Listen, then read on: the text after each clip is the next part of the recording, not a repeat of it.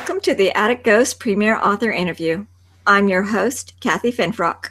Today, our guest is Brian Phillipson, author of The Prick of Time, a haunting page-turning tale of deserved comeuppance, a tapestry of characterization. Welcome, Brian.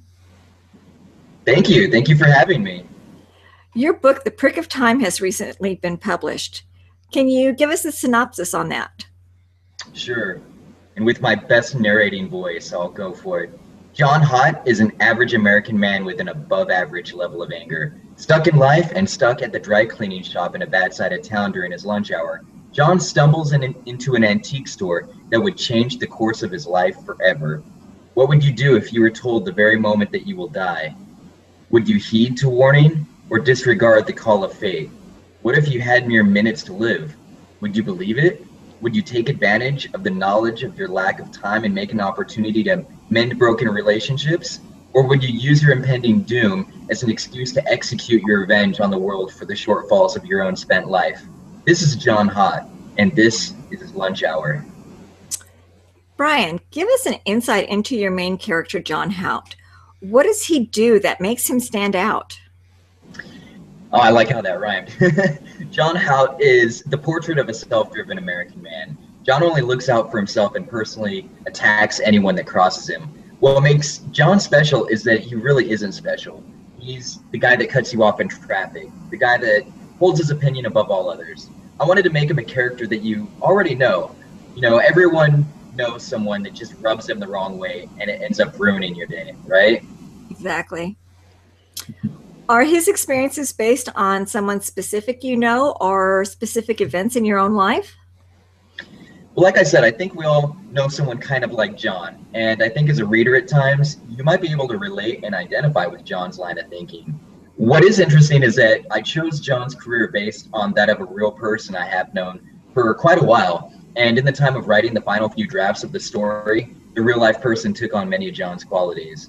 I know it's kind of a cliche to say, but it was literally like art imitating life. It was really interesting to watch a real person make these selfish, unapologetic life choices that affected so many people as I was writing the book. Of course, the events that transpired in real life were nowhere near what happens in the book to John, but it did make me confident that I chose a business for John that gave him the qualities and worldviews that were maybe good in his line of work, but terrible on a human level. I guess having control of large amounts of money can kind of do that to a person, right? I wouldn't know. I've never had a ton of money. What was the hardest challenge you faced in bringing the story to life? The research, the literary, psychological, and/or logistical?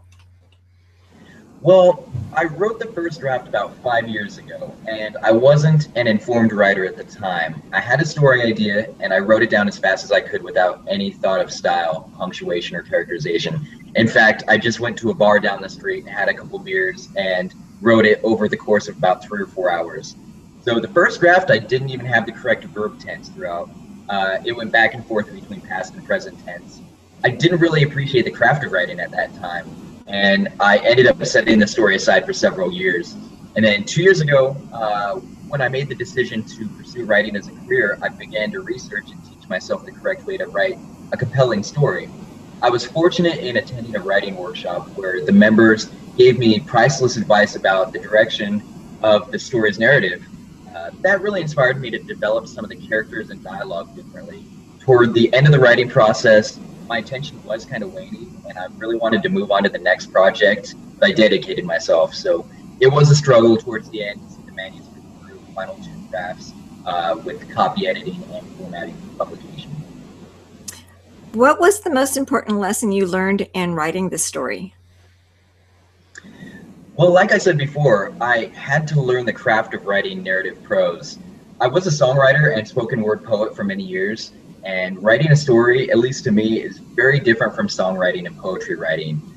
Typically, song lyrics and poems usually focus around telling a story or conveying emotions around common themes of love and loss. Narrative fiction is completely the opposite from poetry and song lyrics, at least to me. Although you find similar themes of love and loss in narrative fiction, I've always been told you want to show and not tell and avoid cliches when writing a compelling story, which, you know, a lot of songwriting and poetry kind of relies on idioms and cliches to connect with people a little more. So I had to do that. I also relearned basic writing mechanics like you would learn in elementary school, um, like grammar style, the art of language, and so on. Because I mean, after years of bartending and serving tables, you kind of start doing shorthand notes, and you really lose sight of good, proper writing etiquette. And you know, social media doesn't help. I'm always texting and stuff, LOL, and you know, you kind of forget the acronyms and where they actually originate from sometimes, right? Do you have any advice for other writers? Yeah, if you're gonna write, then please learn the craft and make sure your mechanics and style are correct. I've learned in this current age of ebooks, anyone can really publish a book online, and since anyone can, everybody is. There isn't that publishing house filter to kind of halt the poorly written book, and frankly, there's a lot of unedited, unoriginal garbage out there for sale that you know otherwise probably wouldn't be and shouldn't be. And now we see the market is oversaturated with what I would call punctuated graffiti. So if you want to be a writer, you have to stand out as a writer. And the best way to do that is to come correct and make sure that you do have your grammar, your style, everything correct. And, you know, make a manuscript that is readable, that somebody's going to get past the first paragraph without going, oh man, this is all wrong. I can't get through this. So join a writing group and, you know, do your homework. Good advice. Is there a message in The Prick of Time that you want your readers to grasp? Yeah, I think upon the conclusion, you'll probably realize that you have to make your own fate one day at a time. Tomorrow's promised to no one, so you really have to make today count and just be mindful of the moment. Is there something that you would like to say to your readers? Yeah, I, like many writers and artists, kind of struggle with inner demons and self-doubt. It's the nature of the creative beast, but I'm in the company of those that suffer at a far more dangerous level. I was diagnosed with bipolar disorder a couple years ago, and my diagnosis can be attributed to alcoholism and drug addiction. You know, mental illness and drug addiction and stuff are kind of BFFs. For a long time, I was afraid to seek help, whether I was ashamed or depressed, and I just thought that drugs and alcohol kind of fueled my creativity when I had crazy bouts of mania. So I kind of justified my lifestyle of drinking, using, and it ended up almost costing my life.